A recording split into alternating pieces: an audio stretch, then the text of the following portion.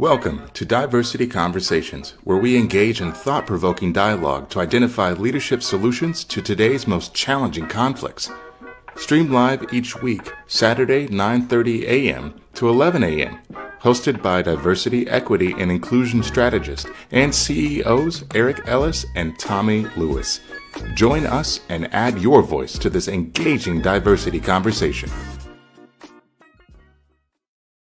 Good morning, Greater Cincinnati, Northern Kentucky, the United States, and the world. My name is Eric Ellis, and I'm the President and CEO of Integrity Development Corporation. And I'm joined this morning by my good friend and my brother, Tommy Lewis, President and CEO of Make It Plain Consulting. Good morning, Eric. Good morning, T. What's up, baby? What's up? Nothing much. It's a beautiful day again, not only here in the tri-state area, but across the nation and across the world. Absolutely. Welcome, man. Community, and good morning. Welcome, community. We're so glad to have you back. Tommy, we're going to start with, just sort of a quick, how was your week? But then we want to talk about what were some of the essential diversity conversations that you had this week. Yeah, Eric, par for the course for this week. Ups and downs, challenges and victories at the same time. So we take success and failure in the same vein, right? So both are necessary to grow. Both are necessary to grow, absolutely. One of the, unique conversations that I had, Eric, was that it's actually two or three people sharing with me the same thing. They were sharing with me, giving me some feedback on the perception that they had of me, the company, and an employee of the company. And three people told me the same thing. Okay. Right. So one thing was, Tommy, when we engage with you, you're very strategic, very thoughtful. You're not quick to speak. I said, well, thank you. I don't like to be quick to speak. Right. I like to gather information. So we noticed that. And you have great cadence during the meetings. When you do speak, it's of value. Right. So thank you. With your organization, great brand. I get what you're saying. Make it plain, not make it difficult, not make it worse. But we see that. We see Make It Plain not only as a sustainable partner, but not as a pop-up organization. Okay. So the reputation is that it's been here. Right. Third is that you may have an employee or two or three that do not represent you or the company well. And we had seen that. We were kind of backing away because we thought that that's your company and you run it. I said, well, thank you. Says, but we, again, three different conversations, we saw what was happening. And glad that you were able to make the corrections. And so I thought that was an important conversation, Eric, because that was the same conversation I was having in my head and the same conversation that I was having with other folks on the team. And so my takeaway from those three similar conversations is integrity is important and brand management is important. It's very important that sometimes your reputation can precede itself. If it's positive, it's good. If it's negative, it's not good. If your reputation is not good, wait for it, it will come home. Right. And so I think that it's important to listen and literally understand the different perspectives of other people.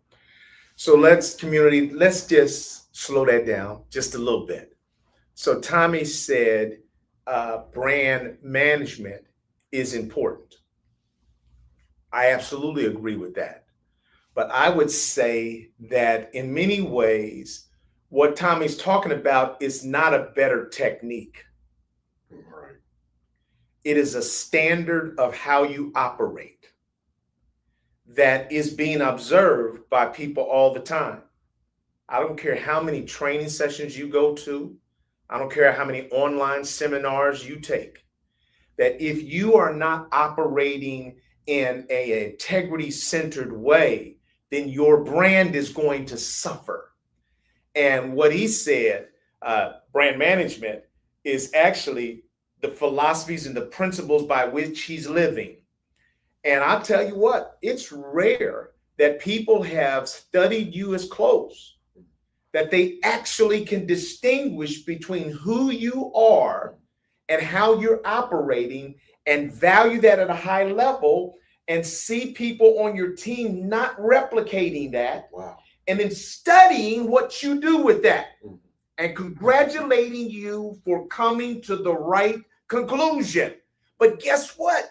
They watched him not do it quickly. Yeah. So his brand even sustains some respect that he worked with it. He wasn't ignorant of it. He saw it, but his own character says, I'm going to try to work with it at first. But when it comes to a place where I no longer can and it's affecting our clients negatively, then I got to do what I got to do. And they respected that as well. So kudos to you, man. Yeah, Eric, thank you. I appreciate that. And before you share, that was helpful for me because I do like to consider myself and behave in ways that I make decisions that are, I think, well-informed, or that I have received the best available information. That's right. Principle-centered. Right. And so I listen to a lot of people that I don't agree with because I think they may have a different view. I actually know that they have a different view on the same situation, event, circumstance, conversation. And I also am critical of my own thinking. I ask myself, why am I thinking this way? Right? Oh, yeah, it's because I had this experience with that person 10 years ago. I'm still holding on to that as if we haven't grown and developed, evolved over a 10-year period. But I'm still holding on to that conversation from 10 years ago. I have to check myself. Check myself. Well, I love that. You're still on that past outdated thinking. And I have to own up like, yeah, I'm still on that. And then, so I'm learning to work through a little mental process while engaging with others who may have a similar or different perspective. And it allows me to make more clear and I think holistic decisions. Holistic, not just for me, not just for one person, but holistically for the individual, the group, and the team and the organization. That's outstanding, Tommy. Again, we want to thank our community. We want to welcome you to Diversity Conversations. Thank you for coming back. Roger Love, the ownership of leadership. It's probably a great title for one of the podcasts that we'll do. Sure is. But for me this week, there was certainly a number of conversations, critical diversity conversations that I either observed or was a part of this week. Certainly the one that we're all sort of watching, whether you're watching it blow by blow or from a distance, is what is happening in the relationship between Elon Musk and President Donald Trump. They have sort of gone their separate ways for a minute. And there were people that Scaramucci, former lawyer for Donald Trump, predicted this, that they would not be able to survive together because both of these men have, rather healthy egos. And so now some are suggesting that Elon Musk, because he didn't get what he wanted in terms of EVs in the big beautiful bill, then sort of he's now gotten frustrated and angered by that. But I don't care, neither here nor there.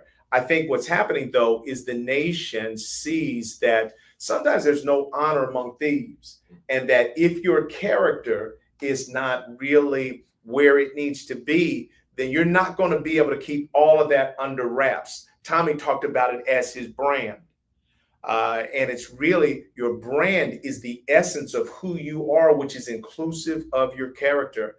And so I think we'll learn over time that you can't just get a lot of goody things that you want, and it's not about a person's character, it's about their policies.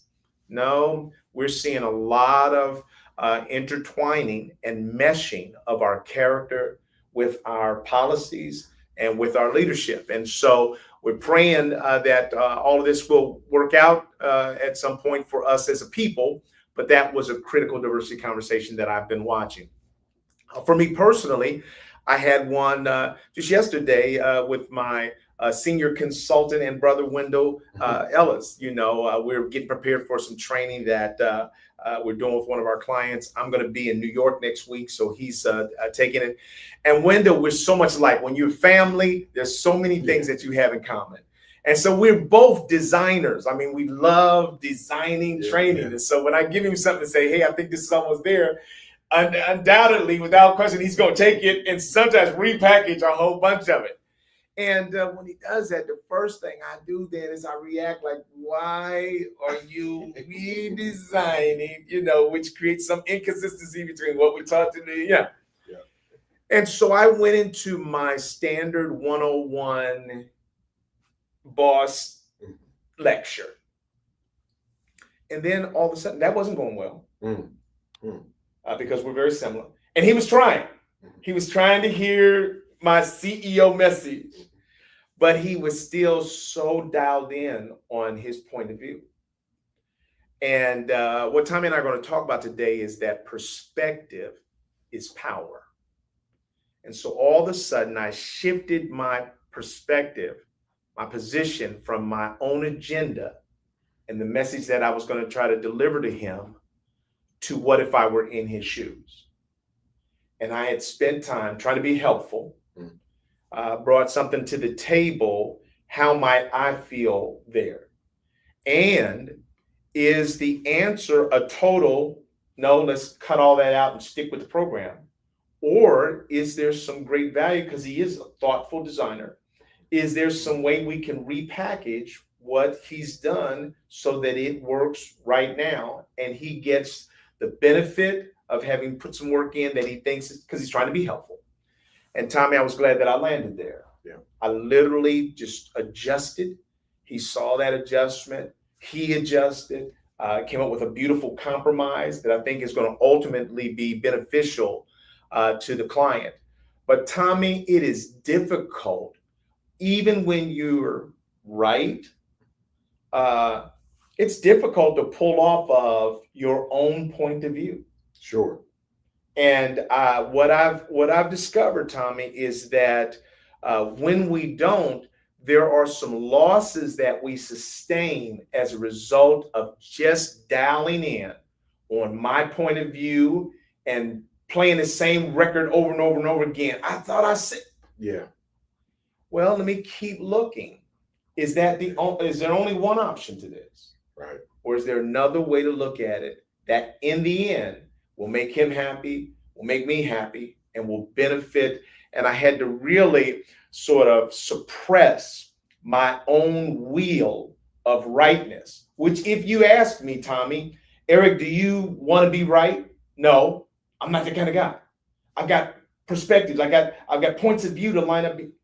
No, at the end, there's a part of me that has gotten blinded by, we've had this conversation before.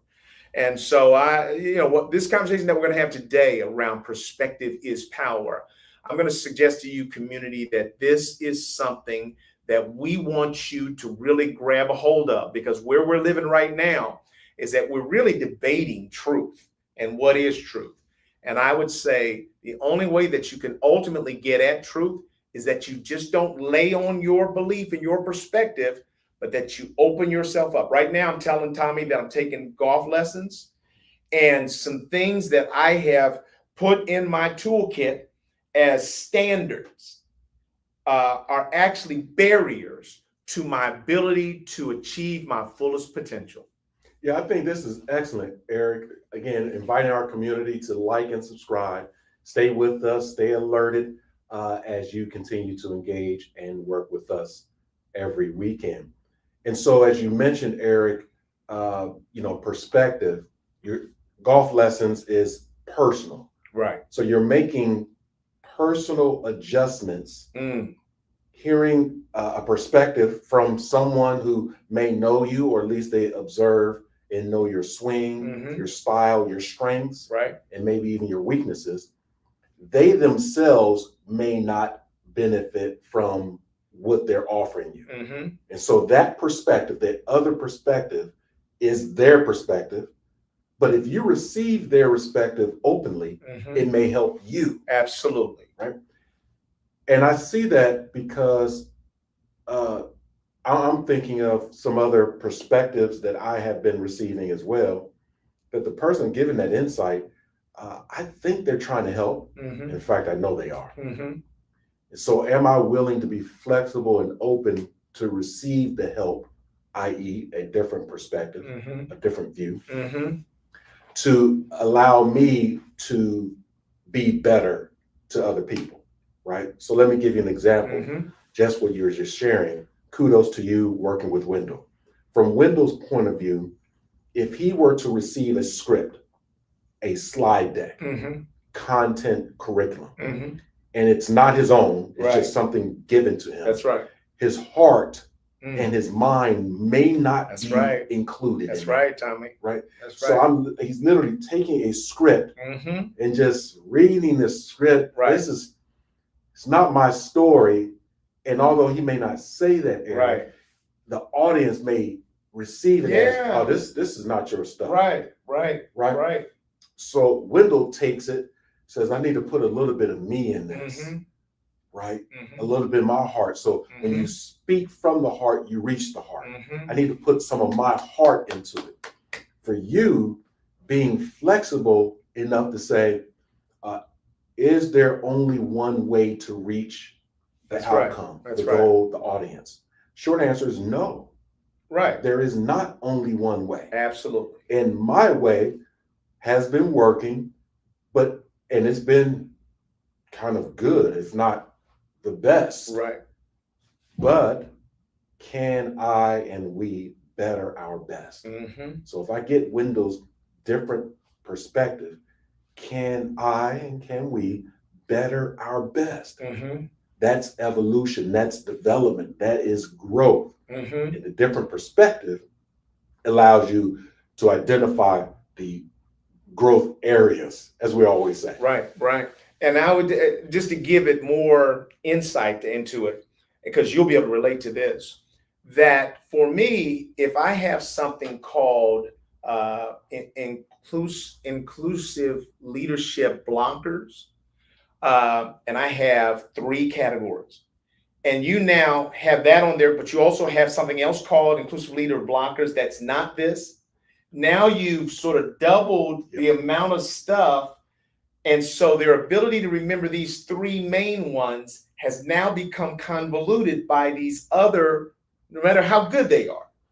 And so what I had to do, but see, what happened to me is that I was so caught on you can't confuse the client that I didn't fully, I knew that what he had put together was valuable, but I had not gone to the next step of how can we use this? I had just gone to, this is going to confuse.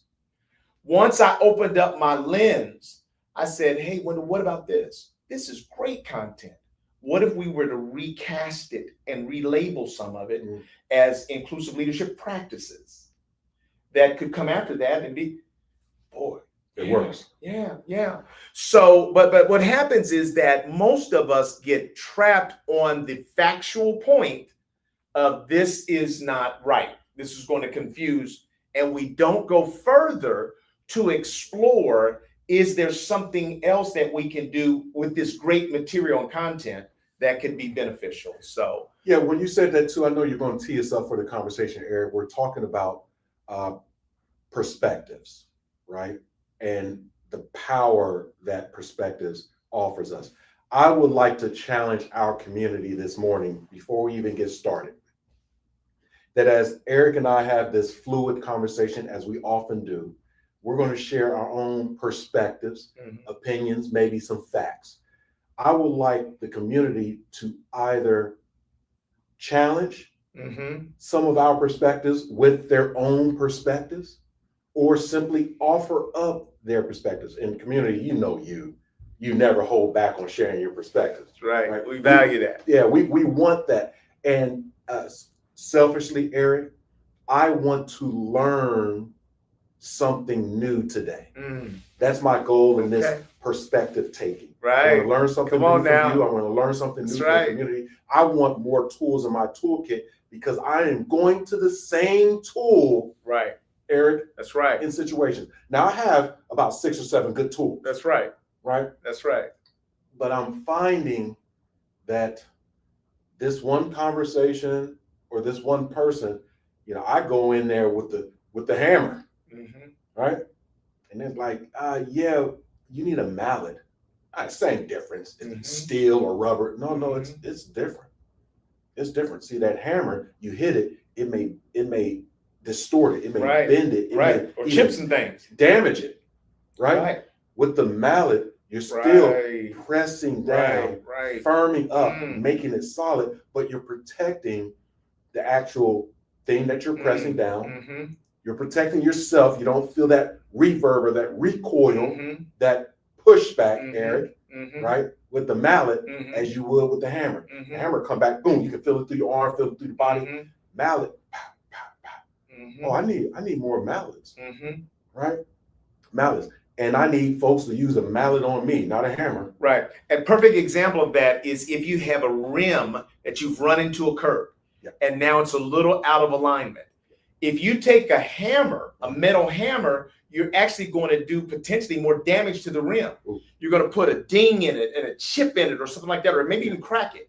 But if you use a mallet, you have the same almost force, but it reduces the probability of injuring the rim. So as you think about that.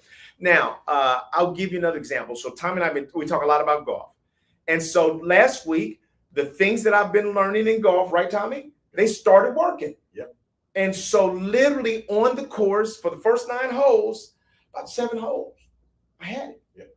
And I had gained some insight from an instructor that was now delivering performance in the field of play. Now, so Tony, I've been working with Tony now. I've known Tony probably ever since I started golfing. He's a pro at Beckett Golf Club. That's where I live. That's where I learned how to play. And so for many years, I think I saw Tony as kind of almost arrogant a little bit. Young guy, a lot of knowledge. And so we're almost matching wits. So there's almost a part of me that had been a little resistant. But so many things have happened in Tony's life that Tony will tell you that he's an absolute changed young man. He's been at death's door several times. He had a complete heart transplant. I think he's fought through cancer. And his faith in God has gone through the roof. And our friendship has become so much closer. And I speak to him in an encouraging way with things that God shares with me. And we're in tears together. And so now we've bonded like family. And so I gave him a watch a couple months ago, Tommy, and he said, Eric, I've never gotten anything like this. He said, I'm never going to take this off. And he's been wearing it every time I see him. And so when he gave me the lesson, Tommy, and I saw the result from the lesson, I went to my wallet because I believe, like the Bible says, that a workman is worth their hire. And so I tried to give him a $50 bill, and he rejected it. He said, oh, no, Mr. Ellis, I'm not going to take no money. He said, this is a joy to be able to pay you back for all the things that you've done for me. And I stood there, and it was kind of hard for a minute to receive. And then Wendell said to me yesterday, he said, but Eric, that's how you are. You give to people all the time, never looking to receive. And now something's coming back to you, and you have to be prepared to receive that in the same way. And so, Tommy, that was another consequential diversity conversation, is being able to receive after you've given gifts out to others. That's something that you and I have to become better at as well. Yeah, we do all the time. I'm laughing inside, Eric. I was listening to you, but our community, I love our community. The right question says we are more than tooligans, right? But I love it. More than tooligans. Yeah, that's what's up. So we talking about those tools. I love that. Absolutely more than that. And then Roger Miller always following up with great insight, great perspective. The mallet would take on the form of what it's hitting. The hammer would change the form. Well said. We are dropping dimes. Yes. The community is when they're up and they're working. Yeah, we love keep that. Going. So perspective is power. The way you see and interpret the world shapes your actions, decisions, and influence. By broadening your perspective, you gain greater understanding, empathy, and the ability to navigate complex situations with clarity and impact. Tommy, what are your thoughts about this notion that perspective gives us power? So I learned the value of perspective and the power of perspective with two ways or two situations in my life, Eric. One was sports, athletics. I played 4 sports mainly. I could play almost any sport. I was a pure athlete. So I regularly played football, basketball, baseball, ran track. In football, baseball, and basketball, I was a leader on the field, on the court. Football quarterback, basketball point guard, baseball shortstop. Those positions there's a skill set and necessity to understand not only what you're doing, but what other people are tasked to do. As a quarterback, I had to know what every other offensive player was doing. Right. I had to know their perspective. The wide receiver was not at the line of scrimmage or not under the center. They had a different perspective of the field every time we lined up. The running back, right? There was always someone on the offense in front of them. They had to run through the offense, to run through the defense to get to the end zone. And I had learned very early that I had my view as a quarterback, but what is the offensive tackle, right tackle seeing? What's the left wideout seeing? What's the halfback seeing? In basketball, as a point guard, I was always facing the rim. In those days, we had centers. They always had their back to the rim. They had a different perspective of the game. Right. I always saw the rim, the basket. They seldom saw it until it was time for them to go to the rack. That's a different perspective. It's a different perspective. 98% of the time, you don't even see the basket. Right. And what's that like? I had to ask. Right. And it's like, here, come down here and get on the block and turn your back. Right. On the basket. Oh man, this is awkward. I mean, I have to have some different dexterity of my surroundings. Right. I learned through athletics of the different perspectives and the value of different perspectives, that although we were all playing the same game, all in the same moment, different perspectives. Absolutely. And what makes for a great point guard is he understands the perspective of the big man. In other words, if I don't understand the perspective of the big man, I just try to pass to him or not. If I understand his perspective, that when he gets his defender, he's down on the right block, he gets his defender on the left hip, I want that ball here now. Because when you get it here, I'm actually already there. And so it's going to, power. If you have the understanding of my point of view, then you get me what I need in the place that I need it so I can succeed for us. Let's take that further to the tournament that we're right now watching, the finals in the NBA. It has been projected by almost everybody that OKC is going to win. Many thought that they might even sweep Indiana. So we're starting out, in Oklahoma. The Thunder is there at home with their crowd, with the NBA's league MVP. They've been looking unstoppable as they've played all these different teams. And so now here they're playing Indiana. And they're literally blowing Indiana out throughout the game. They are looking as dominant as everybody said they would be. But you know who had a perspective that they could win? Indiana.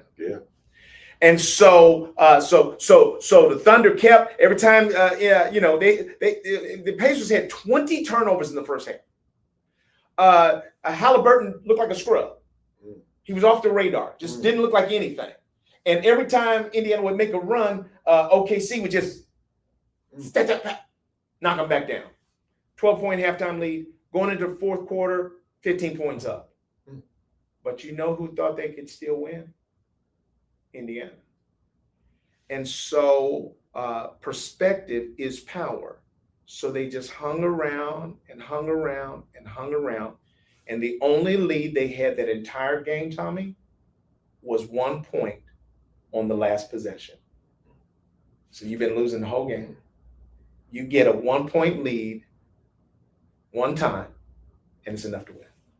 Wow. And so that's what we're saying to you, community, that perspective is power. Let's pull those slides back up, Lydia, and let's go to the first point. And Tommy, talk to us about this.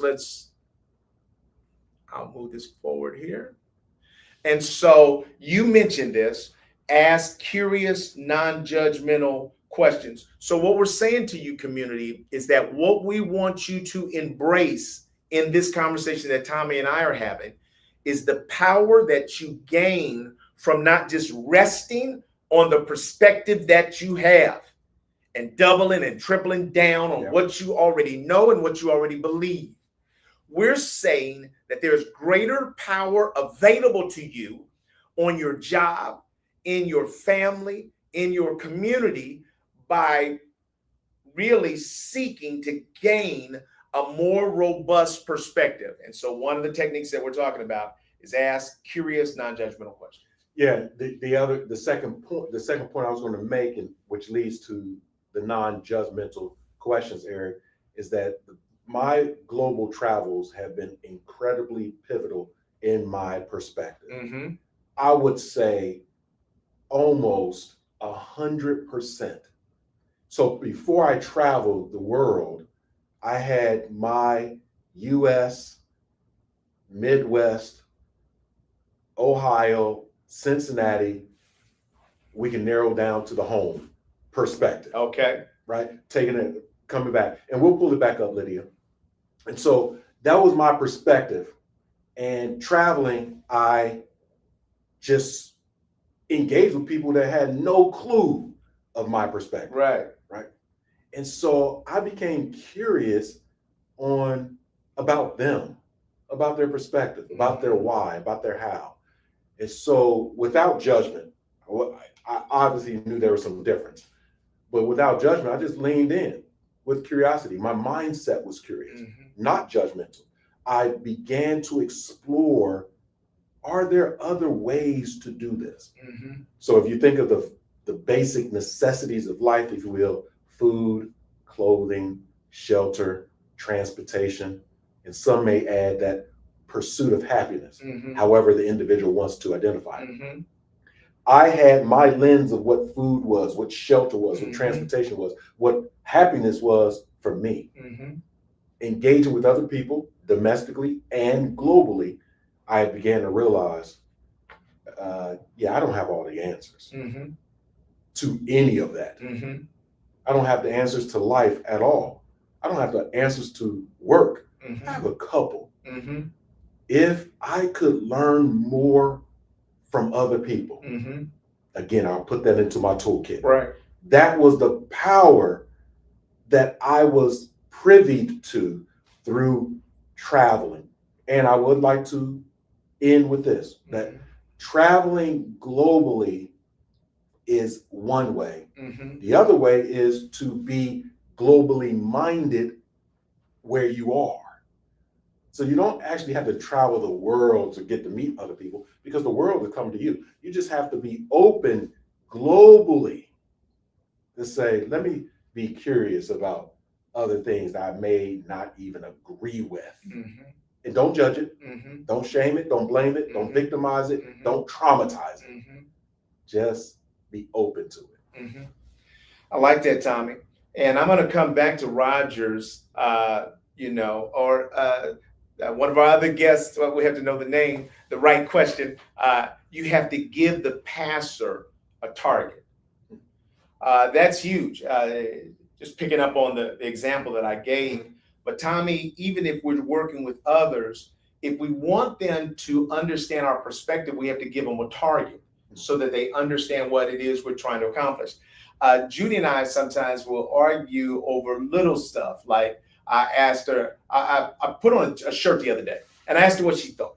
I was proud of my shirt. It was a polo, linen, blue, with the little polo guy over here. So I was feeling good about it. I'm looking in the mirror. She said, "Ooh, that's too big on you." And I didn't like that. Like, what? She said, "Well, you asked me what I thought." I said, "No, I didn't really ask you for the criticism. Right. I'm actually asking, I'm fishing for compliments." And so if I want, I got to give the pastor the target. I'm fishing for compliments, so she knows. But I also told her, I said, look, I'm always listening to you. She said, because she ended up saying, well, if you don't want to hear my feedback, don't ask me. But what I ended up saying to her is that I actually am always listening. And when you said that to me the other day, I kind of quietly agreed with you. And I returned it. But I never said all of that. Didn't give the pastor a target.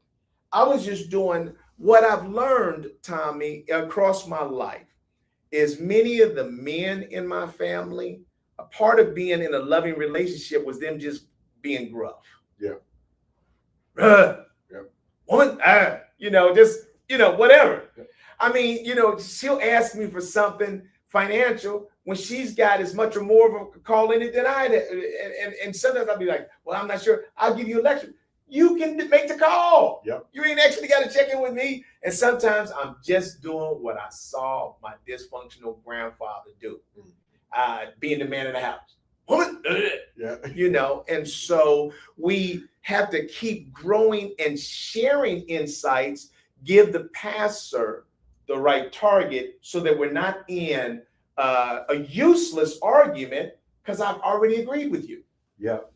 So let me follow up with a question to you, Eric, and to the community, because I've heard one of the comments that you've mentioned before. I've heard it before. If you do not want my opinion, don't ask. I have a particular mindset around that, but want to get your thinking. Let me get your thinking first. Let me get your thinking. So when I say to you, if you don't want my opinion, don't ask. Right. What are you thinking? First of all, I'm trying to surmise, when did I ask you for your opinion? Okay. So that's the first thing, because I actually didn't ask for that. Just weighed in, trying to be helpful. What I've learned over the course of my marriage with Judy, and I've watched it mostly with our kids, that when my kids say something, hey, what do you think about this? I hear the excitement in their voice, and I know I'm just going to say, hey, that's cold, because that's where they are. Yeah. So I'm just trying to line up with wherever you are. But she'll say, ooh, I think that looks, anything, and it'll feel judgmental. But I've learned that she's only trying to help you. And so now over the years, I now understand that that's not just criticism trying to hurt me. But I also believe that people ought to be more skillful. If I have asked for feedback, it's most helpful if you can give me something you like about it, something constructive, that kind of way. It doesn't feel good if people just start blasting in on. Yeah. I will say two things with me, community chime in. My first thought is do you know me? Again, I have said, and I behave in a way that I like to be well informed before making a decision. Right. So if I have on a particular outfit and I ask you for your thoughts and I value your thoughts, I am getting information that may inform my decision to keep it on or not. Right. So when I'm asking, what do you think about this?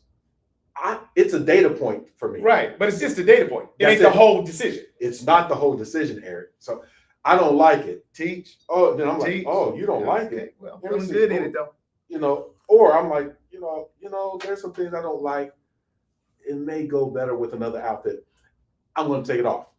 Oh yeah, you took it off because I said, that I didn't like it. No, that was a data point. Right. And I used reinforced a few with things another data point and another. So that was a strong data point, which led to partially led to a decision. Right. And so the other side is, if you don't want my opinion, don't ask. I've heard that before in people in my life. I think it is selfish, Eric. By no means am I calling it. Right. I think it's selfish. I think it's a selfish perspective. In other words, it can't. Yeah. There's no other answer. That's it. I am saying this because I am working through this myself with someone that years ago, 3 or 4, almost 5 years ago, Eric, I was asked by this person of my thoughts and about life, about business, all that. And I said, let's sit down. Yeah. Because I asked him, do you really want to know what I think? Absolutely. Right. Let's sit down. We sat down for 3 hours and I gave them 3 hours of 30 years of work, of wisdom, of potholes, successes, etc. And gave them paperwork. Here's what you need to do for your business. Here's whatever. And they said, well, thank you. And did none of it. And I thought, if you didn't want my opinion, don't ask. That's what I thought. Right. So I'm talking about me. Right. So now I'm like, oh, hold on. Time out, Tommy. Time out. Did you want to share that information? I did. I wanted to share that insight, that wisdom that I had acquired, that experience. I wanted to share it freely without cost. Then do that. And if someone else comes and asks you what you already know and are willing to share, then share it. And stop with well, if you don't use or do what I tell you to do, you disrespected me. Right. Stop. Right. That's good, Tommy. So I'm going to bring that back to golf again, and then we'll see what the community has said about this as well. So Tony was there yesterday, and so he told me, he said, Eric, when you bring the club back, and he showed that it should be hooded a little bit. And he says, sometimes you fan it open more. And so I say, so I'm just giving this community to show you how I love to receive perspective. So I said, well, I've heard from many that they want it to be sort of straight open. He said, yeah, there are some people that do that. He said, there are many ways to be successful at this. He says, I'm offering you something that I think you might be able to perform in a more effective way. I love that, Tommy. He acknowledged that the body of knowledge includes a number of ways. He said, I've said to you, make sure your head is not bobbing up and down. It's more steel, but not in concrete. He said, but if you look at Jack Nicklaus, he used to turn his head all the way away. And so I love that kind of perspective, Tommy, when someone is knowledgeable enough to say there's a universe of other possibilities that could be successful. Yeah. I'm offering to you one, and boy, that liberates me to be more open to your perspective because you're not tripling down on it as the only way. That makes confrontation. Right. That is excellent. That is excellent. Let's chime in with the community. We get to some things again. Roger, thank you. My answer always begins with, in my opinion. Right. Right. In my opinion, that really couches your perspective, that it is indeed what? Your opinion. Right. Good. Lydia wants to share again. Thank you for bringing it up. Wants us to drill down on a couple other things. Would love to hear more about that. Right. So just look at the points. Lead with curiosity, not judgment. Create space for exploration, not defense. How did you come to that belief? So if somebody has something, hey, what made you think that? And I think it was Lydia that said, what is it that you don't like about it? Would love to hear more or not. That's sort of following up with this. Use open-ended questions when you're seeking to gain the value of someone else's perspective. What has shaped your thinking on this? So I think that the quickest way to look at this is some of the political differences that we're having. But I would say the most useful is to look at your closest relationships and to ask, hey, what has shaped your thinking about this? You know, I think that we ought to buy this backyard outdoor set. You don't. What has shaped your thinking about this? Or you have one that you like better. Help me to understand what has shaped your thinking about this. And so these are sort of ways to help you become more curious and not judgmental so that you can gain the power of someone else's perspective. Yeah, let's go to the next slide. Absolutely. It's good work. And so examine your own biases. Everyone carries unconscious biases. Ask, what might I be missing or assuming? And self-awareness is key to growth. Tommy, you want to weigh in? Yeah, the assumptions piece, Eric, I struggle with. I assume certain things of certain people and certain events, and I have to arrest many of those assumptions, such as sometimes I assume that people already know certain things, and they don't. Right. Right? Didn't you know that was offensive? Right. Didn't you know that that was harmful? Didn't you know that that's how we do it? Right? Because every meeting that we have, I say the same thing to nauseum, so much so that you can repeat what I'm about to say. Don't you know it? That's a great assumption, because even when people are repeating information, doesn't mean that they know it. So when I used to teach at Fisk University and do substitute teaching at the secondary level, they say this: to graduate with a high school diploma, or sometimes even a college degree, Eric, you simply have to pass more tests than you fail. And to pass these tests, oftentimes you are regurgitating information. You don't always have to know it. You have to study it, remember it for the moment. Come on, test. Maybe even I even cram to put that memory in my mind again. Come on, test. I can't wait till the morning. The next morning, 10 o'clock, throw it all up. Get the information out. Woo, got it.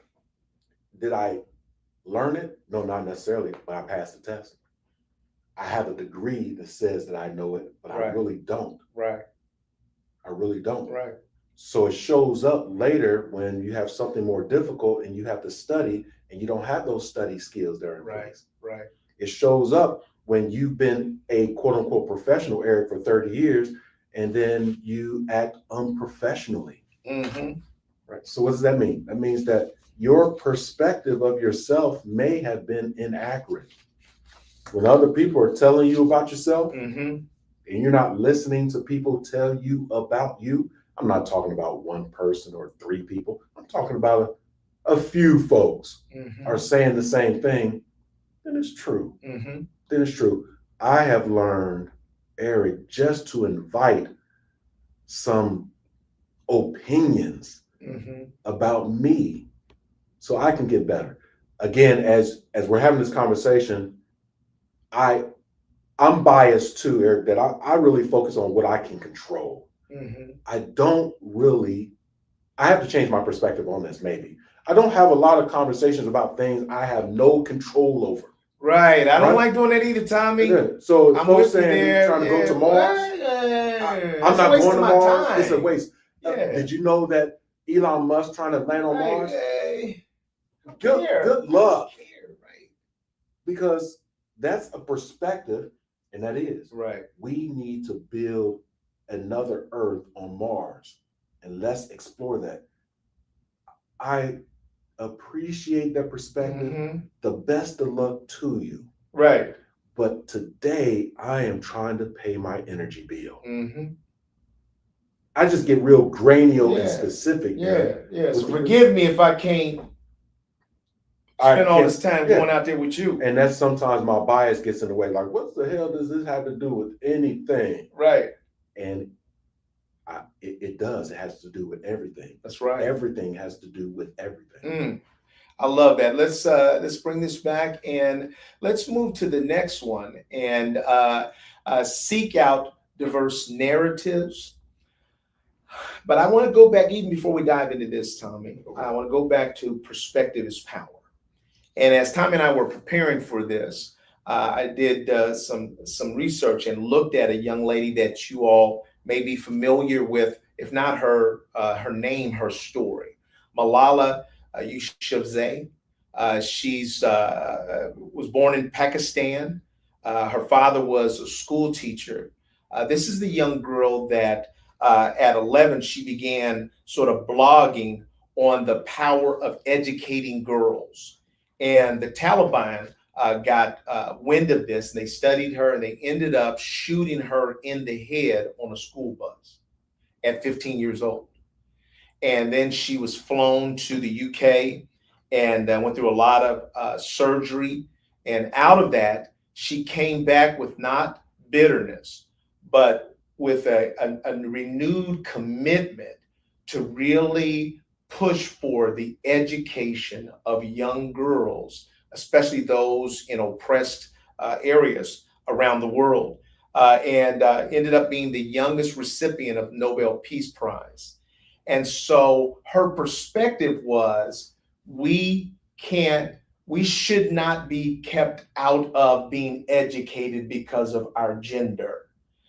She was fortunate enough, Tommy, to have a father who was an educator and believed that. And her perspective and the perspective of her father had power. Any thoughts that you have around what it means to be a father, sharing those things, what the example of this young girl, just one person, with one pen, with one voice, being able to spark a movement globally? So there's one thing with systems. Systems are always created by man. They are sustained over time based on strong beliefs. Those strong beliefs drives the thought mindset to the pen. Mm-hmm. That's what systems are. Mm-hmm. It goes from a collective thought to the pen. The pen is the power. The Mm-hmm. pen of creating policy, procedure, sometimes practices, etc. And when you look at other cultures, in this case, you have a dominant culture, which is men or male culture, who have taken their perspective, their mindset, and made it law.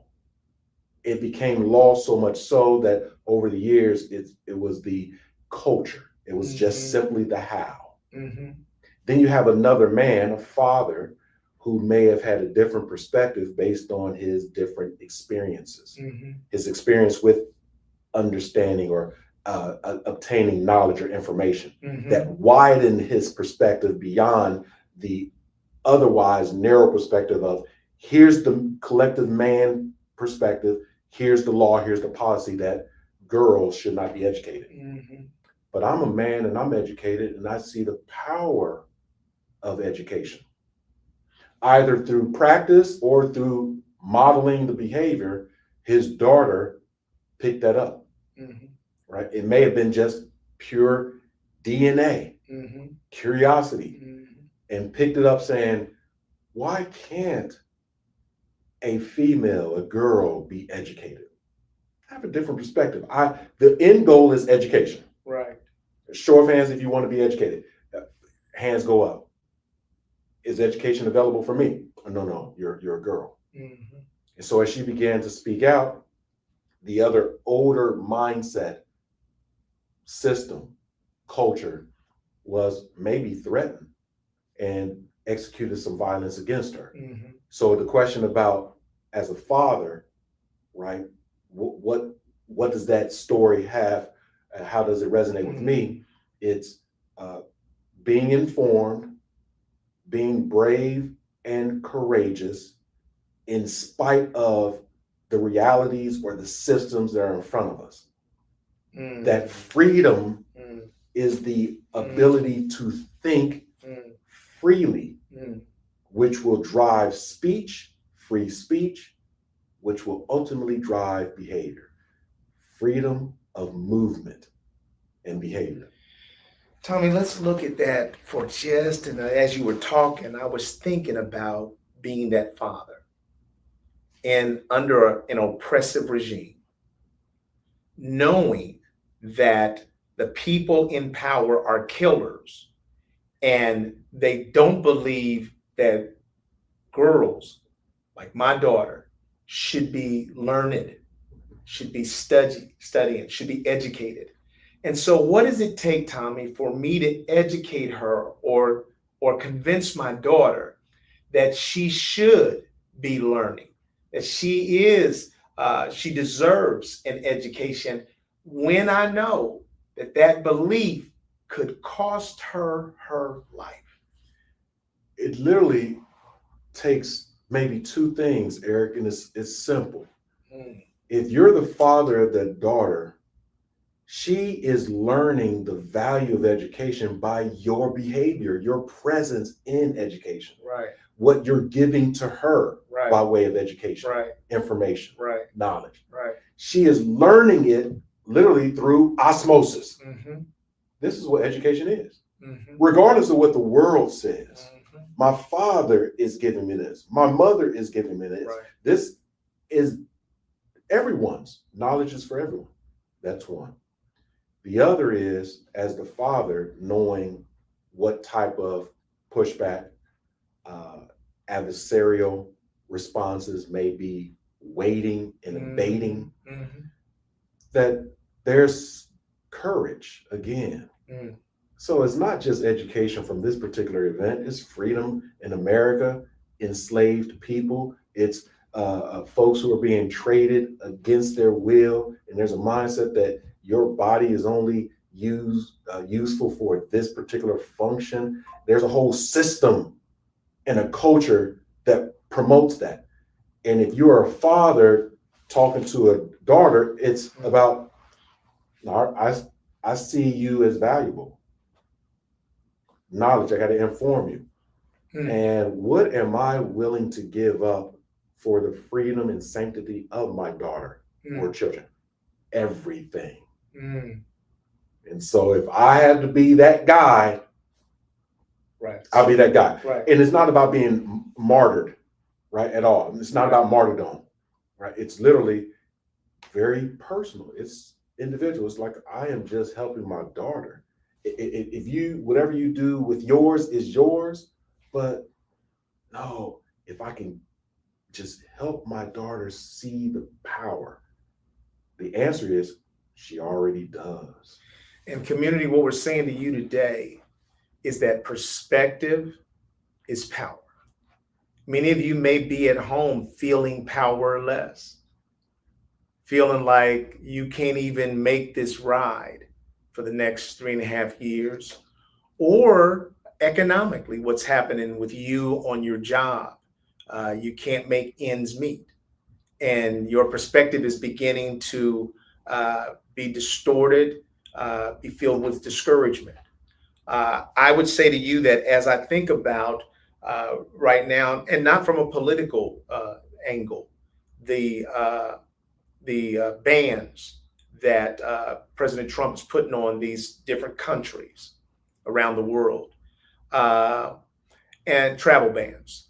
And I would say to you that the strength of the United States, what has made us one of the most powerful country in the world, is the perspectives that we've gained from people that have come to us from all over the world.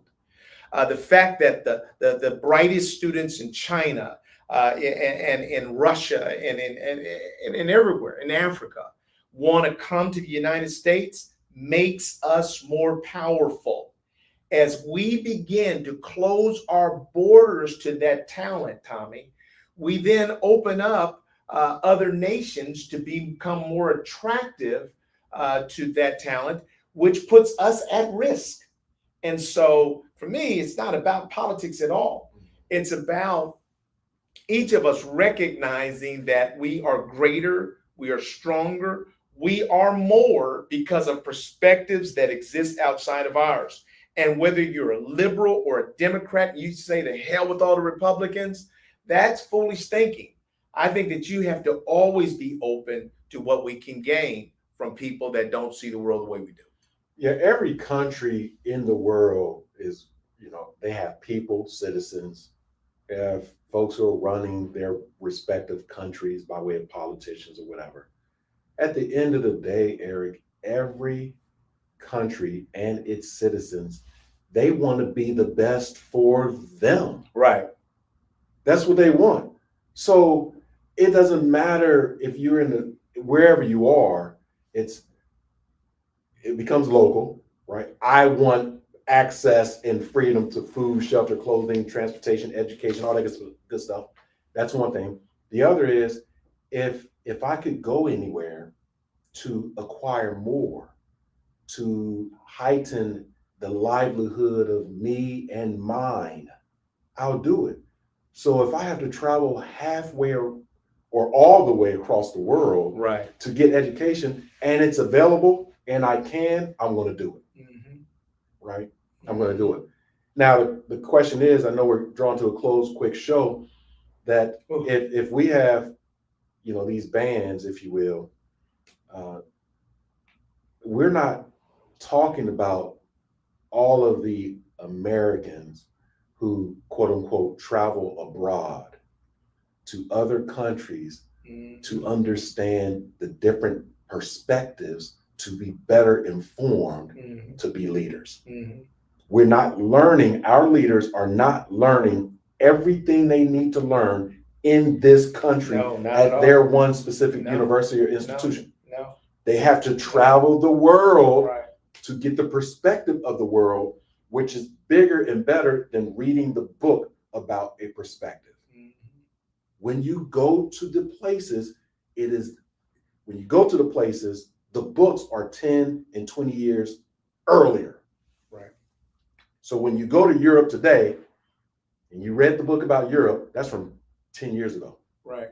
You land there today, it's different. Yeah, it was 10 years ago. And so the leaders around the world, they bounce around the world and say, okay, let's get it. So when we shut it down here, they're opening up borders everywhere. That international talent will go to other places. Yeah, and you can't get them back easily. And get it, right? So the thing is, and so the question for you is, what power can you gain from broadening your perspective? When I was telling Tommy that when I worked with Tony, a lot of people have told me for decades that in order to be good at chip shots, you need to let the ball get in the way of the swing. And that never got it for me. I heard it.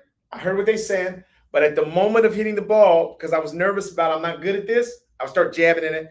And then he gave me a drill. 1, 2, 3. So go 1, 2, 3, and then go behind the ball, 2, 3.